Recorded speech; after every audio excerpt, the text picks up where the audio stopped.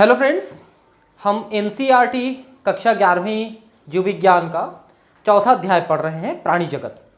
इसके पिछले दूसरे वीडियो में मैंने आपको प्लेटीहेल्मिंथ तक का क्लासिफिकेशन बता दिया है। आज हम इसको आगे पढ़ेंगे और पढ़ने वाले हैं संघ एस्कहेलमिन्थीज। देखिए, इनको हम गोल कृमि या राउंड वर्म भी कहते हैं। मैंने आपको पिछले क्लास में भी बताया था कि एक्चुअली वर्म का मतलब कृमि होता है, ठीक है। तो लोग कृमि का मतलब समझ लेते हैं शरीर वरीर के अंदर जो पाए जाते हैं कीड़े, वो कृमि होते हैं।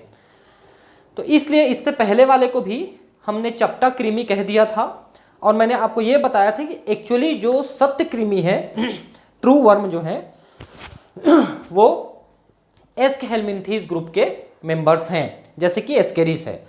तो इनको गोल कृमि को कहते हैं कि वो इस तरह के गोल हैं। ये जो पेन ऐसे गोल है ना, इस तरह के गोल हैं, ऐसे फुटबॉल जैसा गोल नहीं है, ठीक है। इसलिए इनको गोल कृमि कहते हैं और यही सत्य कृमि है। इसका सबसे सामान्य एग्जाम्पल जो है वो एस्केरिस है। एस्केरिस जो बच्चों के जनरली पेट में कीड़े हो जाते हैं, उसे एस्केरिस कहा जाता है। तो ये कीड़े क्यों होते हैं? क्योंकि ये एस्केरिस के जो अंडे हैं, एग्स, वो मिट्टी में पाए जाते हैं। बच्चे मिट्टी खा लेते हैं कई बार, तो अंडे पेट में चले जाते हैं और उनको एस्केरिस हो जाता है। फिर उनके अंडे उन्हीं के मल पदार्थ से, उन बच्चों के मल पदार्थ से बाहर आते हैं और वो मिट्टी में मिल जाते हैं। तो ये सिलसिला चलते रहता है। तो पूरे भारत में या पूरी दुनिया में कहेंगे तो शायद कहीं पर का ऐसा कोई मिट्टी होगा जहाँ पर एस्केरिस के अंडे नहीं होंगे, ठीक है। लेकिन अब भारत में शौचालय बनाने की प्रक्रिया जो चल रही है, उससे फ्यूचर में ये समस्या अब धीरे धीरे खत्म हो जाएगी। क्योंकि अगर हम शौचालय में जाते हैं तो ये अंडे नहीं पहुँच पाएंगे मिट्टी में, और इनके अंडे अधिकतम 1.5 से 3 साल तक जिंदा रहते हैं, उसके बाद वो मर जाते हैं, ठीक है। एस्कहेलमिन्थीज प्राणी अनुप्रस्थ काट में गोलाकार होते हैं। अनुप्रस्थ काट कैसे करेंगे? इसको ऐसे काटेंगे तो अनुप्रस्थ काट होगा, तो ये गोल दिखाई देगा, ठीक है। अतः इन्हें गोल कृमि कहते हैं। ये मुक्त जीवी हो सकते हैं, जली अथवा स्थली तथा पौधे प्राणियों में परजीवी भी होते हैं। मुक्त जीवी का मतलब होता है ये फ्रीली पाए जाते हैं, है ना, या तो जमीन में पाए जाएंगे, मिट्टी में, पानी में, है ना, कहीं भी पाए जा सकते हैं। और अगर ये परजीवी के रूप में रहते हैं तो फिर ये जंतुओं के या पादपों के शरीर में पाए जाते हैं, ठीक है। जैसे मैंने अभी एस्केरिस का नाम लिया, वैसे ही एक और एग्जांपल मैं आपको बताता हूं, वो है वुचेरेरिया, वुचेरेरिया बैंक्रॉफ्टाई। और ये क्या बीमारी पैदा करता है? हाथी पांव, जिसको हम एलिफेंटियासिस कहते हैं। और उसका जो नाम है वो है फाइलेरिया, फाइलेरिएसिस, ठीक है। वो बीमारी पैदा करता है, ठीक है। ये द्विपार्श्व सम्मित, त्रिकोरकी तथा कूट प्रगोही प्राणी होते हैं। तो मैंने आपको बताया था द्विपार्श्व सम्मित का मतलब जिनको सिर्फ एक ही दिशा से ऐसे बराबर काट सकते हो, ठीक है, तो उसे द्विपार्श्व सम्मित या बाइलेटरल सिमेट्री कहते हैं। त्रिकोरकी मतलब जिसमें एक्टोडर्म, मेसोडर्म, एंडोडर्म तीनों जर्मिनल लेयर पाए जाते हैं, इनको ट्रिप्लोब्लास्टिक इंग्लिश में कहते हैं। कूट प्रगोही, देखिए ये बड़ा इंपॉर्टेंट नाम है, जिसको हम स्यूडोसिलोम कहते हैं। मैंने आपको बताया था कि प्लेटीहेल्मिन्थ में कोई भी सिलोम नहीं था, तो वो अप्रगोही था, उसमें देह गुहा थी ही नहीं, जबकि उसमें मेसोडर्म बन चुके हैं। और वैसे ही मेसोडर्म जो है एस्कहेलमिन्थीज में भी है, लेकिन इसका भी जो सिलोम है वो बनता जरूर है, लेकिन वो मेसोडर्म से नहीं बनता है, बल्कि उसके सिलोम में मेसोडर्म के छोटे छोटे ग्रुप्स पाए जाते हैं, पैचेस पाए जाते हैं, ठीक है। तो इसलिए इसको कूट प्रगुहा या फिर हम उसको स्यूडोसिलोम कहते हैं। तो ध्यान रखेंगे, एसिलोमेट यानी जिसमें प्रगुहा नहीं है वो प्लेटीहेल्मिन्थ है, और जिसमें प्रगुहा जो है वो असत्य प्रगुहा है, कूट है, कूट मतलब असत्य, है ना, तो वो है वो एस्कहेलमिन्थीज है। ये दोनों तो आपको विशेष ध्यान रखना है, ठीक है। इनका शरीर संगठन अंग तंत्र स्तर का होता है, क्योंकि इससे पहले हमने प्लेटीहेल्मिन्थ में देखा कि अंग बने, उससे पहले सिलेंट्रेटा में देखे टिश्यू बने, उससे पहले पोरीफेरा में देखा आपने कि टिश्यू भी नहीं बना था। तो पोरीफेरा में सेल्स थे, सिलेंट्रेटा में टिश्यू, प्लेटीहेल्मिन्थ में अंग, और अब यहाँ पर बन गए अंग तंत्र। जैसे हमारा डाइजेस्टिव सिस्टम, रिस्पिरेटरी सिस्टम कई अंगों से मिलकर बनते हैं, वैसा। अब जब हम एस्कहेलमिन्थीज से ऊपर जाएंगे, इसके ऊपर Annelida, arthropoda, Mollusca, Echinodermata, Hemichordata, Chordata, इतने सारे हैं। तो जैसे जैसे हम ऊपर जाएंगे ये जो अंग तंत्र है ये जटिल होते चले जाएगा। समझ रहे हैं बात को?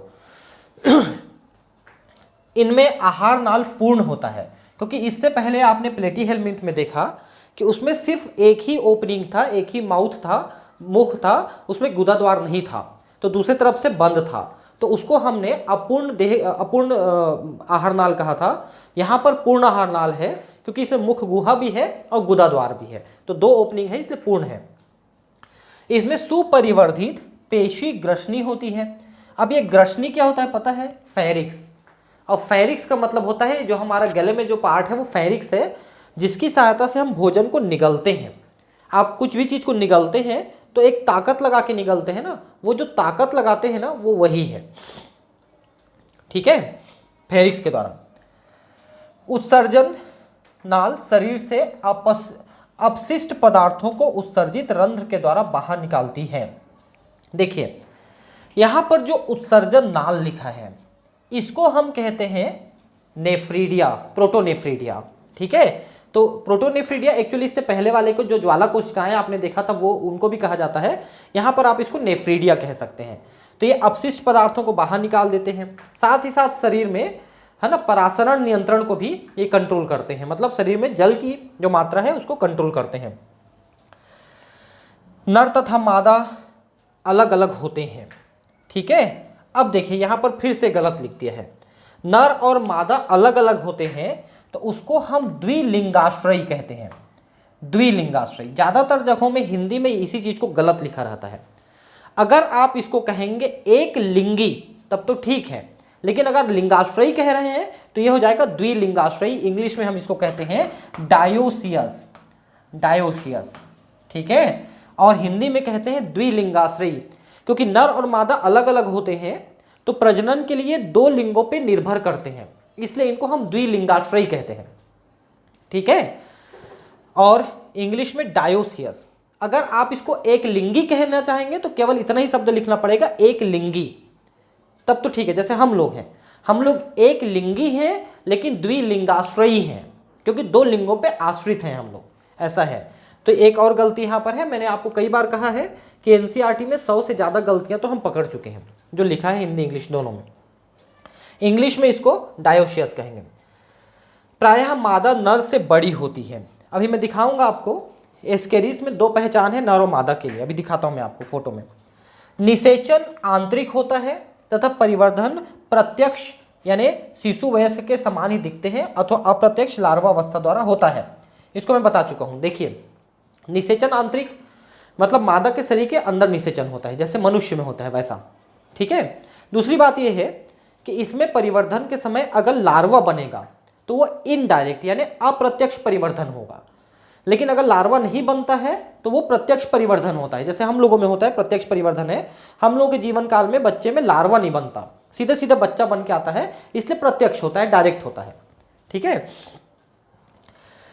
अब इसमें एग्जाम्पल देखिए, एक है एस्केरिस जिसको गोल कृमि कहते हैं, वुचेरेरिया जिसको फाइलेरिया कृमि, अभी बताया था मैं, वुचेरिया बैंक्रॉफ्टाई। एनसाइलोस्टोमा डियोडिनल, इसको अंकुश कृमि यानी हुक वर्म कहा जाता है और ये पेट में पाया जाता है, ठीक है। ये देखिए ये एस्केरिस है, ठीक है, एस्केरिस, इसको देखिए जरा ध्यान से। इसमें ये जो मादा है ये नर से बड़ी है, पहली पहचान, अगर सेम एज के रहेंगे तो। लेकिन इसकी दूसरी जो बड़ी पहचान है जिसको आप देख के आसानी से पहचान सकते हो कि जो नर का पिछला सिरा है ये ऐसे मुड़ा हुआ है, आप देख सकते हैं, ठीक है, जबकि मादा का पिछला सिरा ऐसा नहीं मुड़ा हुआ है। यहाँ पर एक चीज और जो यहाँ पर ठीक से दिखाई नहीं दे रहा है, लास्ट वाले पार्ट पे यहाँ पर ऐसे करके ऐसे 2 कांटे जैसे निकले होते हैं, इसको हम कहते हैं पीनियल सिटी, इसको हम कहते हैं पीनियल सिटी। ये नर में रहता है, जो मादा जनन छिद्र को ऐसे फैलाने में मदद करता है जिससे वो अपने शुक्राणु उसके अंदर डाल सके, ठीक है, तो उसका काम ये करते हैं, ठीक है। तो ये तो हो गया आपका फाइलम एस्कहेलमिन्थीस। इसमें जो एक विशेष बात जो इसमें नहीं लिखा है वो ये है कि उस फाइलम को हम निमेटोडा भी कहते हैं, फाइलम निमेटोडा। वो इसलिए कहते हैं कि एक्चुअली ये जो एस्कहेलमिन्थीस फाइलम है, इस फाइलम को जब हम आगे क्लासिफिकेशन करते हैं तो उसमें सिर्फ एक ही वर्ग पाया जाता है, एक ही क्लास पाया जाता है, वो क्लास है निमेटोडा। एक ही क्लास है, तो एक ही क्लास है, एक ही फाइलम के अंदर एक क्लास है, तो हम उसको क्लास के नाम से भी जान सकते हैं। इसलिए फाइलम एस्केलमिंथीस को हम फाइलम निमेटोडा के नाम से भी जानते हैं। एक्चुअली निमेटोडा नाम उसके वर्ग का नाम है, उसके क्लास का नाम है। ठीक है, अब जो दूसरी संघ है, नेक्स्ट संघ है, वो है संघ एनेलिडा। ये छठवीं संघ आ गई। ठीक है, एनेलिडा। देखिए, अब एनेलिडा में कुछ विशेष बातें आप समझ लीजिए। देखिए, ट्रिप्लोब्लास्टिक है, अंग तंत्र है, ये सब चीजें तो हैं, लेकिन पहली बार आपको इसमें सत्य देह गुहा देखने को मिलेगी, क्योंकि इससे पहले वाले में असत्य देह गुहा थी एस्केलमिंथीस में, उससे पहले देह गुहा नहीं थी प्लेटीहेल्मिंथ में। एनेलिडा में पहली बार देह गुहा सत्य रूप से बनता हुआ दिखेगा, मेसोडर्म से बनता हुआ दिखेगा, पहली बात। दूसरी बात यह है कि एनेलिडा के शरीर में आपको, जैसे मान लो ये शरीर है, यहाँ पर फोटो भी छपा है इसका, देखिए ये, तो इस टाइप के जो खंड खंड खंड खंड आपको दिख रहे हैं, ये खंड जो हैं इसको खंडी भवन कहते हैं, मेटामेरिज्म, और मेटामेरिक सेगमेंटेशन इसी को कहते हैं, खंडी भवन। मतलब क्या है कि शरीर निश्चित खंडों में ऐसे बटा हुआ है और उसमें रिंग जैसा दिखता है, हर खंड ऐसे ऐसे अंगूठी जैसा दिखता है, रिंग जैसा दिखता है। उस रिंग जैसे स्ट्रक्चर को एन्यूलस कहते हैं। ठीक है, तो ये पहली बार आपको देखने को मिलेगा कि उसका शरीर खंडों में विभाजित है। और इसमें एक और बड़ी विशेषता है कि ज़्यादातर जो खंड हैं, सभी खंड हैं, उनके ज़्यादातर अंग जो है एक जैसे रहते हैं। हर खंड में अंगों की पुनरावृत्ति होती है। मतलब पहले खंड में तो थोड़ा अलग रहते हैं, फिर बाकी खंडों में लगभग वही अंग हर खंड में मिलते जाएंगे आपको, कुछ अंगों को छोड़ के। जैसे डाइजेस्टिव सिस्टम आप देखेंगे तो थोड़ा सा अलग दिखेगा आपको, ठीक है, हर खंड में। और क्या, एक तो मैंने कहा इसमें देह गुहा जो है सत्य रूप से बना हुआ है। ठीक है, इसका जो सबसे कॉमन एग्जाम्पल है वो आपका अर्थवर्म है। ठीक है, केंचुआ। और केंचुआ आप जानते हैं कि दलदल में, कीचड़ में पाया जाता है और किसानों का मित्र भी कहा जाता है। अब देखते हैं और क्या क्या लिखा है इसमें। तो एनेलिडा जो प्राणी हैं वो जल में ज़्यादातर मिल जाएंगे आपको, या कीचड़ में, गीले स्थानों में। लवण वाले जल में और अलवण वाले जल दोनों मिलते हैं, मतलब समुद्री और स्वच्छ जल दोनों में मिलेंगे। इसके अलावा स्थल में मिल जाएंगे। स्वतंत्र जीव के तौर पे ज़्यादातर मिलते हैं, कभी कभी ये परजीवी के तौर पे मिलते हैं। ठीक है, तो बहुत कम ऐसे एनेलिडा हैं जो परजीवी के तौर पे मिलते हैं, जो दूसरे से चिपक करके अपना भोजन चूसते हैं। ठीक है, इस प्रकार के परजीवी बहुत कम मिलते हैं, जैसे कि हिरुडिनेरिया, ठीक है, जिसको हम जोंक कहते हैं। ठीक है, तो वो जो है दूसरे के शरीर से खून चूसता है, तो एक प्रकार से परजीवी है। उसी का फोटो अभी देखे थे। ये अंग तंत्र स्तर के संगठन को प्रदर्शित करते हैं। तो अंग तंत्र तो इससे पहले ही बन चुके हैं, लेकिन अब वो ज़्यादा जटिल होते चले जाएंगे। द्विपार्श्व सममित होते हैं, मतलब एक ही दिशा से काट सकते हैं। त्रिकोरिकी, एक्टोडर्म, मेसोडर्म, एंडोडर्म तीनों होते हैं। क्रमिक पुनरावृत्ति, त्रिकोरिकी क्रमिक पुनरावृत्ति का मतलब ट्रिप्लोब्लास्टिक है। विखंडित और खंडित तथा गुही प्राणी होते हैं। तो शरीर अलग अलग खंडों में बटा हुआ है, आपने देखा, उसी को हम कहते हैं मेटामेरिक सेगमेंटेशन। मेटामेरिक का मतलब होता है विखंडित, मतलब निश्चित संख्या में खंड के द्वारा खंडित है। ये मेटामेरिक सेगमेंटेशन का मतलब निश्चित खंडों में खंडित, इसलिए ऐसा शब्द लिखा है। तथा गुहा इनमें पाई जाती है, जैसा मैंने कहा सत्य गुहा पाई जाएगी, पहली बार मेसोडर्म से बनती हुई गुहा आपको इसमें दिखेगी। इनका शरीर सतह स्पष्ट खंड अथवा विखंडों में बटा होता है, वही मैंने कहा। और इनको हम एन्युलस कहते हैं, जिसका मतलब है रिंग या वलय। ठीक है, तो ऐसे वलय वलय वलय वलय टाइप के दिखेंगे, और इसीलिए इसको एनेलिडा कहा जाता है। ये एन्युलस शब्द से एनेलिडा नाम पड़ा है, वो मैंने आपको चित्र में दिखाया। इन प्राणियों में अनुदैर्ध्य तथा वृत्ताकार दोनों प्रकार की पेशियां पाई जाती हैं, जो चलने में सहायता करती हैं। देखिए, जैसे कि ये प्राणी है, इसमें अनुदैर्ध्य पेशी मतलब लॉन्गिट्यूडनल मसल, ऐसे लंबी लंबी मसल रहेंगी, और दूसरी वाली जो है वर्तुल वृत्ताकार, ये ऐसे मसल्स रहेंगे। अनुदैर्ध्य वाले ऐसे और वृत्ताकार वाले ऐसे। तो ध्यान दीजिए कि जब लंबा वाला जो मसल है संकुचित होगा तो ऐसे दबाएगा, ठीक है ना। तो प्राणी छोटा होगा और मोटा होगा, और जब ये रिलैक्स होगा तो प्राणी लंबा होगा और पतला होगा। तो ऐसे करके पीछे साइड से ये सिकुड़ के सामने आ जाता है, फिर आगे बढ़ जाता है, फिर पीछे से आगे, ऐसे मतलब पीछे से सिकुड़ता है फिर आगे बढ़ जाएगा, फिर पीछे से सिकुड़ेगा फिर आगे बढ़ जाएगा। तो अनुदैर्ध्य पेशी के संकुचित होने से छोटा होता है और शिथिलित होने से लंबा होता है, और जो सर्कुलर वाला है, वृत्ताकार वाला है, इससे उल्टी प्रक्रिया दिखाता है। जैसे जब ये संकुचित होगा तो ये रिलैक्स होगा, और जब ये रिलैक्स होगा तो ये संकुचित होगा। दोनों एक दूसरे के विपरीत व्यवस्था में कार्य करते हैं। एक संकुचित होगा तो दूसरा शिथिलित होगा, और दूसरा संकुचित होगा तो पहला शिथिलित होगा। तभी ये ऐसे और ऐसे होता रहेगा, जिससे वो आगे बढ़ सकता है। ठीक है, ऐसा है। जलीय एनेलिडा जैसे नैरिश में पार्श्वपाद उपांग पैरापोडिया पाए जाते हैं, जो तैरने में सहायता करते हैं। अब इसमें एक विशेष बात देखिए कि अब इसमें तो जो है, हाँ ये तो है, ये नेरिश का ही फोटो है। ठीक है, मुझे लग रहा था ये हेरिश है। ठीक है, तो आप देखिए इसके बॉडी में साइड में आप देखिए कि ये जो दिख रहे हैं आपको पैर जैसे, इनको हम कहते हैं पैरापोडिया। जो ऐसे लगे हुए हैं ये पैरापोडिया है, और इसके ऊपर ऐसे करके आपको कांटे जैसा दिख रहा है, ये सिटी कहलाता है, सिटी। तो ये जो पैरापोडिया है ना, ये एक तो चलने में सहायता करता है, पानी में तैरने में और चलने में सहायता करता है, लेकिन ये एक विशेष और काम करता है, और वो है श्वसन का काम। क्योंकि इसके अंदर ना जल, इसका रक्त का परिसंचरण रहता है, तो ये हवा से या जल से ऑक्सीजन और CO2 का आदान प्रदान भी कर देता है, जिसके कारण से ये श्वसन लेने में भी इसको मदद मिलती है। लेकिन मुख्य कार्य इसका गमन करना, पैरापोडिया का। ठीक है, ठीक है। ब्रिकक, जिसको हम नेफ्रीडियम कहते हैं। देखिए नेफ्रीडियम एक है, एक कोशिका का, और नेफ्रीडिया बहुवचन है। ब्रिकक इसको हिंदी में कहते हैं।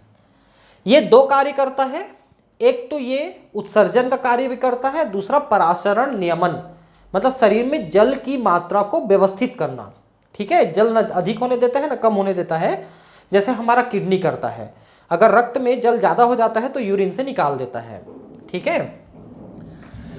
तंत्रिका तंत्र में एक जोड़ी गुच्छिकाएं, जिनको हम गैंग्लियन कहते हैं, होती हैं, जो पार्श्व तंत्रिकाओं द्वारा दोहरी अधर तंत्रिका रज्जु से जुड़ी होती हैं। देखिए अब यहाँ पर ये चित्र में नहीं दिखाया है, जबरदस्ती चित्र 4.11 लिख दिया है। अब इसको यहाँ से समझ सकते हैं आप, ये थोड़ा सा जो दिया है इसी से समझाता हूँ। देखिए ये हेड है ना, इस हेड में ऐसे करके ब्रेन जैसे दो गांठें होती हैं, इसको हम गैंग्लिया कहते हैं, गैंग्लिया। उसी को यहाँ पर देखिए, एक वचन गैंग्लियन और बहुवचन में गुच्छिकाएं लिखा है, तो इंग्लिश में उसको गैंग्लिया कहते हैं, गैंग्लिया, और एक को हम कहते हैं गैंग्लियन। ठीक है, ये होते हैं। फिर ये ऐसे करके ना ये कमीशर द्वारा आपस में जुड़े होते हैं, फिर यहीं से ऐसे दो जो हैं ये निकलते हैं वेंट्रल नर्व कार्ड। ये जो निकले हैं समझ लो, इस टाइप के वेंट्रल नर्व कार्ड निकलते हैं दो, जो शरीर के सामने वाले भाग से नीचे उतरते हैं, और इसी में बीच बीच में और भी गुच्छिकाएं होती हैं। फिर यहाँ से और नर्व निकलते हैं ऐसे, और नर्व निकल के पूरे शरीर की जो अंग हैं उनको ये नर्व सप्लाई देते हैं, तंत्रिका का सप्लाई देते हैं। ठीक है, जैसे हमारे शरीर में ब्रेन है, तो ब्रेन से जो तंत्रिकाएं निकलती हैं पूरे हेड में फैल जाती हैं, और फिर यहाँ से हमारे ब्रेन से स्पाइनल कॉर्ड निकलता है, जिसको रज्जु कहते हैं, मेरु रज्जु, वो नीचे जाता है। फिर वहाँ से जो तंत्रिकाएं निकलती हैं पूरे शरीर में फैली रहती हैं, वो हमारे पूरे शरीर का संचालन करती हैं। ठीक है, तो वैसे यहाँ पर तंत्रिका रज्जु दो है हमारे में, एक तंत्रिका रज्जु पीछे साइड में है जिसको स्पाइनल कॉर्ड कहते हैं, इनमें दो तंत्रिका रज्जु सामने साइड में है। इसमें 3 अंतर होते हैं। देखिए पहला अंतर यह है कि हम लोगों में तंत्रिका रज्जु एक है जिसको हम स्पाइनल कॉर्ड कहते हैं, एक, इन लोगों में 2 है। हमारा पीछे साइड में डॉर्सल साइड में है, इनका सामने यानी वेंट्रल साइड में है। तीसरा कि हमारा ये जो है ये अंदर से खोखला है, हालो है, लेकिन इनका सॉलिड होता है तंत्रिका रज्जु। ठीक है। नेरिश एक जली एनेलिड है, इसमें नर तथा मादा अलग अलग होते हैं। फिर से एक लिंगाश्रयी लिख दिया है, द्विलिंगाश्रयी लिखना था यहाँ पर, ठीक है। लेकिन केंचुए तथा जोंक में नर तथा मादा पृथक नहीं होते, ये एक लिंगाश्रयी हैं, ठीक है। ध्यान रखेंगे, एक लिंगी का मतलब द्विलिंगाश्रयी और द्विलिंगी का मतलब एक लिंगाश्रयी, दोनों का मतलब अलग अलग होता है। हम लोग द्विलिंगाश्रयी हैं। जनन लैंगिक विधि द्वारा होता है, यहां पर ध्यान रखेंगे नाम को ध्यान रखेंगे कि जो नर और मादा अलग अलग हैं ज़्यादातर, ठीक है। जैसे कि नैरिश है, नर और मादा अलग अलग हैं। लेकिन जिसमें नर और मादा अलग अलग नहीं है उसमें आपके केंचुए हैं और जोंक, ये नर मादा अलग अलग नहीं होते, ठीक है। जनन लैंगिक विधि द्वारा होता है। एग्जाम्पल है नैरिश, ठीक है, नैरिश है। उसके बाद फेरेटिमा यानी केंचुआ तथा हिरुडिनेरिया मतलब जोंक, ठीक है। ये तो दो फोटो है यहां पर, एक है नैरिश और एक है आपका हिरुडिनेरिया, जिसको अपन जोंक कहते हैं। ये रक्त चूसता है एनिमल्स के शरीर में चिपक करके, ठीक है। अब है फाइलम आर्थ्रोपोडा।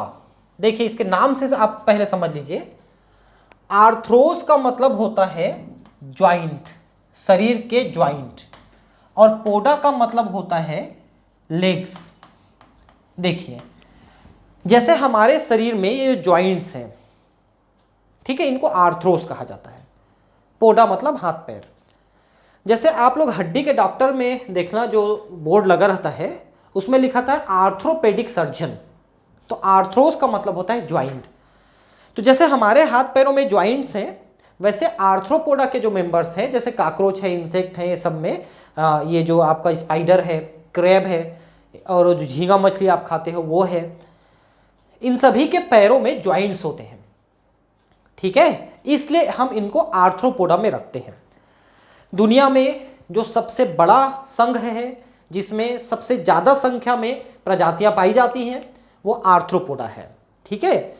और आर्थ्रोपोडा में जो वर्ग है उसमें वर्ग है कीट, इंसेक्ट, और वो इंसेक्ट दुनिया में सबसे ज़्यादा संख्या में उनके प्रजाति पाए जाते हैं। मैं आपको बता दूं कि आज के डेट में करीब 12 साढ़े 12 लाख या 13 लाख के आसपास हम जंतुओं के स्पीसीज को खोजे हैं।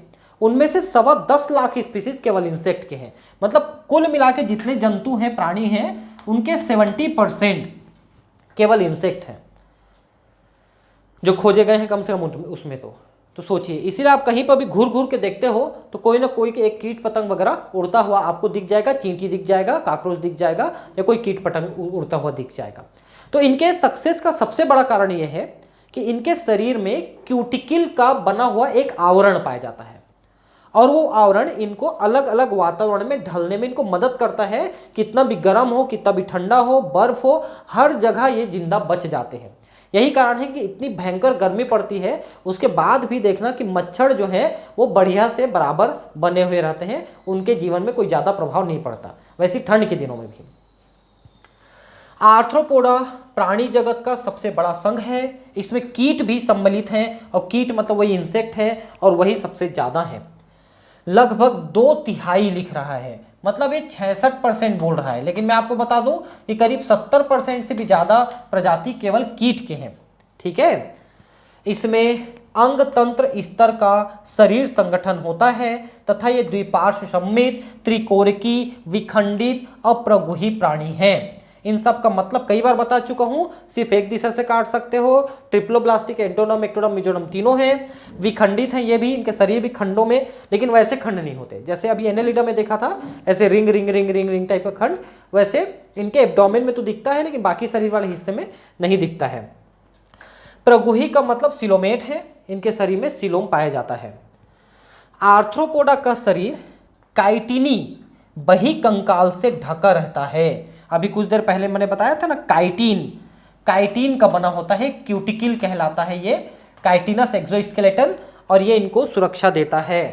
शरीर सिर, वक्ष तथा उदर में विभाजित रहता है। मतलब एक हेड रहता है, फिर एक आपका वक्ष रहता है, जैसे आप देखेंगे ऐसे टाइप का एक वक्ष रहेगा, फिर ऐसे लंबा टाइप का ऐसा उदर रहता है, ठीक है। और इसी में 3 जोड़े पैर निकले रहते हैं जनरली वक्ष वाले स्थल पे, और इसमें एंटीना निकले रहेंगे, आंखें रहती हैं, इस टाइप की चीज़ें आपको देखने को मिलेंगी, ठीक है। तो सिर को कहते हैं हेड, वक्ष को कहते हैं आपका थोरेक्स, और उदर को कहते हैं एब्डोमेन। तो हेड, थोरेक्स, एब्डोमेन, सिर, वक्ष और उदर 3 भाग में विभाजित रहते हैं। और आर्थ्रोस का मतलब मैं शुरू में बता चुका हूं, संधि। ये देखिए, पोडा मतलब उपांग, इनके शरीर में जितने भी उपांग हैं, हाथ पैर, एंटीना, ये सब में ज्वाइंट पाए जाते हैं। इसमें संधि युक्त पाद होते हैं, मतलब पैर इनके ज्वाइंटेड होते हैं। श्वसन अंग क्लोम, पुस्त क्लोम, पुस्त फुसफुस अथवा श्वसनिकाओं के द्वारा होता है। अब इसको जरा ध्यान से देखिए क्या क्या लिखा है। श्वसन अंग क्लोम, क्लोम का मतलब होता है गिल, ठीक है। गिल का मतलब जो आपके इसमें पाया जाता है मछली में, बिल्कुल वैसे गिल्स होते हैं। उसके बाद 2 शब्द लिखा है, पुस्त क्लोम और पुस्त फुसफुस। देखिए, पुस्त का मतलब होता है पुस्तक, और पुस्तक का मतलब होता है जो ऐसे पेजेस के बने होते हैं। तो क्लोम का मतलब गिल और फुफ्फुस का मतलब लंग। तो इनके गिल्स में एक्चुअली ऐसे प्लेट्स पाए जाते हैं, गिल्स और लंग्स दोनों में ऐसे प्लेट्स पाए जाते हैं, ऐसे पेजेस के जैसे, ठीक है। इनके बीच में थोड़े थोड़े गैप होते हैं। तो अगर आप गिल कहते हैं तो इनके बीच में जल का प्रवाह होगा, और अगर आप लंग कहते हैं, फुसफुस, तो हवा का प्रवाह होगा। तो जो भी प्रवाह हो, अगर वो जलीय प्राणी है तो जल का प्रवाह होगा, और लैंड में प्राणी है तो हवा का प्रवाह होगा। तो उसके द्वारा क्या होता है कि ये हवा या जल का प्रवाह आजू बाजू में जब होता है इस प्लेट के, तो इसके अंदर रक्त की सप्लाई होती है। तो इसके द्वारा ये अपना CO2 और O2 को आदान प्रदान कर लेता है, CO2 O2 ये एक्सचेंज कर लेता है, ठीक है। तो इसको हम कहते हैं बुक गिल्स या बुक लंग्स, पुस्त क्लोम और पुस्त फुसफुस। और एक और यहाँ पर लिखा है, देखिए, श्वसनिकाएं। अब जरा इसको जरा ध्यान से देखिए, ये जो आपने बाकी चीजें पढ़ी वो इंसेक्ट के अलावा बाकी आर्थ्रोपोड में मिलेंगे। जैसे बिच्छू है, बिच्छू में आपको ये पुस्त फुफ्फुस मिलेगा, पुस्त फुफ्फुस। लेकिन जो जली है, जली प्राणी है, उसमें आर्थ्रोपोडा में ज्यादातर में ये पुस्त क्लोम मिलता है। लेकिन अब हम बात कर रहे हैं श्वसनिकाएं क्या है। देखिए ध्यान से समझिए, ये ना कीटों में मिलते हैं, इंसेक्ट में। तो इंसेक्ट में क्या होते हैं, देखिए, जैसे मान लो ये इंसेक्ट का शरीर है, जरा ध्यान से देखिए, ठीक है। तो इसमें क्या होते हैं, साइड साइड में कुछ छिद्र पाए जाते हैं, ठीक है, ये छिद्र पाए जाते हैं साइड में। और इन छिद्रों की संख्या जो होती है 8 जोड़े से लेकर के 11 जोड़े तक हो सकते हैं। जैसे काकरोच आप जानते हैं ना, उसमें इनकी संख्या 10 जोड़े हैं। तो वैसे 8 जोड़े, 10 जोड़े, 11 जोड़े, 9 जोड़े, कुछ भी हो सकते हैं। 9 जोड़े जनरली नहीं पाए जाते, 8, 10 या 11 जोड़े पाए जाते हैं। तो आपके इसमें 10 जोड़े हैं काकरोच में। तो ये जो छिद्र हैं इनको अपन कहते हैं श्वसन छिद्र, या इसी को कहते हैं स्पाइरेकल्स, स्पाइरेकल्स, ठीक है। अब देखिए, इनसे ट्यूब्स अंदर जाते हैं, ऐसे पतली पतली नलिकाएं, ठीक है। और ये नलिकाएं आगे चल के जुड़ते हैं पहले तो, फिर इन्हें बहुत सारी शाखाएं बनती हैं, और शरीर के एक एक ऊतक, एक एक कोशिका तक पहुंच जाते हैं इनकी शाखाएं। और ये जो पतली पतली नलिकाएं हैं, एक नलिका को हम कहते हैं ट्रेकिया, ट्रेकिया। और बहुत सारी नलिकाएं हैं तो उन्हें हम कहते हैं ट्रेकी। और बहुत पतली नलिका को हम कहते हैं ट्रेकियोल, ट्रेकियोल, ठीक है। तो अब देखिए, बहुत पतली नलिकाएं ट्रेकियोल, ये एक एक ऊतक, एक एक कोशिकाएं तक पहुंचती हैं, इनको श्वसनिकाएं कहते हैं, ट्रेकियोल को, ठीक है। अब इनमें क्या होता है, देखिए कि हवा इन छिद्रों से अंदर जाता है और एक एक कोशिका ऊतक तक पहुंचता है। वो लोग ऑक्सीजन ले लेते हैं, उसमें CO2 दे देते हैं, फिर वो CO2 इन्हीं के रास्ते से बाहर भी निकल जाते हैं। हम लोग श्वसन कैसे करते हैं, हम लोग सांस लेते हैं, लंग्स में भेजते हैं, लंग से ये ऑक्सीजन ब्लड में जाता है, फिर ब्लड से ये ऊतकों में जाता है, फिर ऊतकों से CO2 ब्लड में आता है, ब्लड से लंग में, फिर बाहर जाता है। मतलब लंग और ऊतक तक ऑक्सीजन CO2 को देने के लिए बीच में रक्त जो है हमारा काम करता है, ब्लड। इन लोगों में रक्त ये काम नहीं करता है, ये सीधे सीधे ऊतकों तक पहुंचता है और बाहर निकलता है। इस पूरे सिस्टम को ट्रेकियल सिस्टम कहते हैं, जो इन लोगों में स्पेशल स्ट्रक्चर है और केवल कीटों में, केवल इंसेक्ट में ही ऐसी संरचनाएं देखने को मिलती है, किसी और प्राणी में इस टाइप की संरचना देखने को नहीं मिलती है। ट्रेकियल सिस्टम तो साइड में छिद्र होते हैं, इनको स्पाइरिकल्स कहते हैं, और पतली पतली नलिकाएं से जुड़ के एक एक कोशिका तक पहुंचती हैं, उनको ट्रेकी और फिर ट्रेक्यूल्स कहते हैं। यही लिखा है यहाँ पर, जो ऊतकों से ये जो है ऑक्सीजन CO2 तो को एक्सचेंज कराते हैं। परिसंचरण तंत्र खुला होता है, ये खुला परिसंचरण तंत्र और बंद परिसंचरण तंत्र, इसको मैंने पहले वीडियो में अच्छे से बताया है, तो यहाँ पर फिर से नहीं बता रहा हूँ। आप जरा उस वीडियो को देखे हैं तो या देख लेंगे तो आपको बहुत अच्छे से समझ में आ जाएगा। अब इसको बताऊंगा तो 5 मिनट उसमें फिर वेस्ट होगा, ठीक है। संवेदी अंग जैसे श्रृंगिकाएं, यानी ये होता है एंटीना। एंटीना क्या करता है, ये गंध वगैरह का आभास करता है, तो भोजन को या दुश्मन को पहचानने में और सुनने में ये मदद करता है, सूंघने में मदद करता है। नेत्र होते हैं सामान्य तथा संयुक्त। देखिए आर्थ्रोपोडा में कुछ में सामान्य नेत्र और कुछ में संयुक्त नेत्र होते हैं। जैसे हम लोगों के नेत्र सामान्य नेत्र हैं, ठीक है, हम लोग किसी भी चीज को एक नेत्र के द्वारा देख रहे हैं।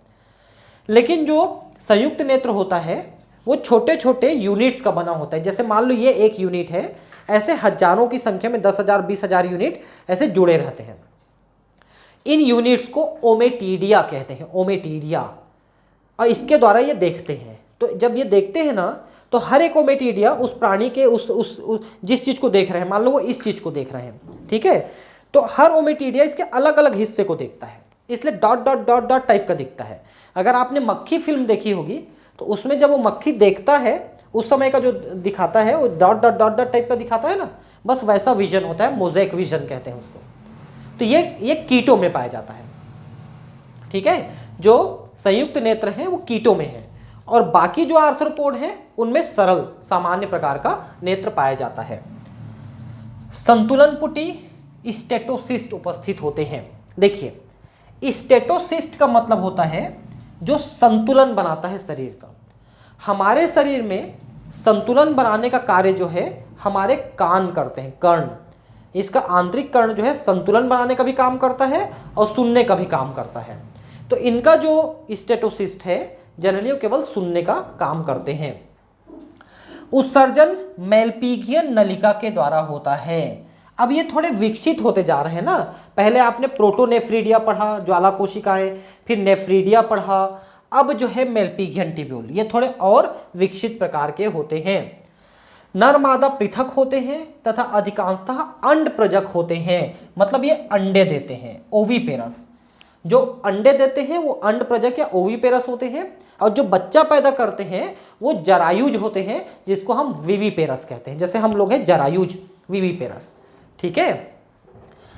परिवर्धन प्रत्यक्ष अथवा लार्वा दोनों के द्वारा हो सकता है। अगर लार्वा है तो अप्रत्यक्ष, ठीक है।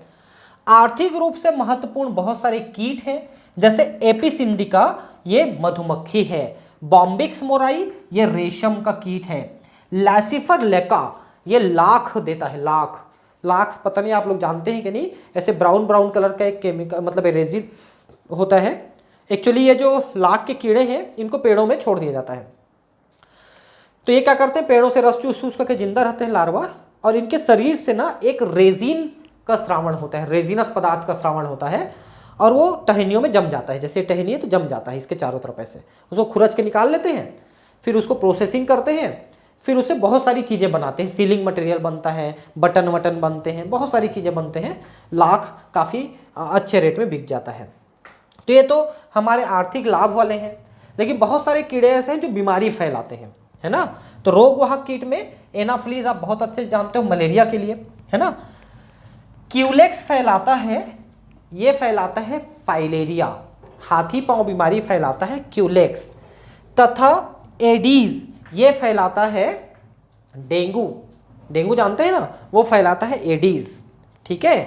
ए है यूथ पीड़क टिड्डी, लोकस्टा, ठीक है। टिड्डी क्या करता है, ये रोग तो ज़्यादा नहीं फैलाता, लेकिन पेड़ पौधों की पत्तियों को और शीड्स को खा करके उनको डैमेज करता है, फसलों को।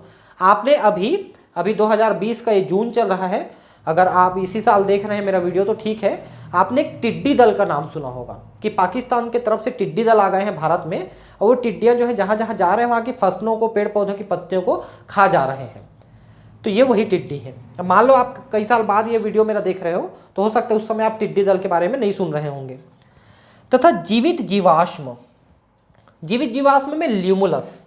जीवित जीवाश्म किसको कहते हैं? जिनकी बहुत कम संख्या अब धरती पे रह गई है, उनको हम जीवित जीवाश्म कहते हैं।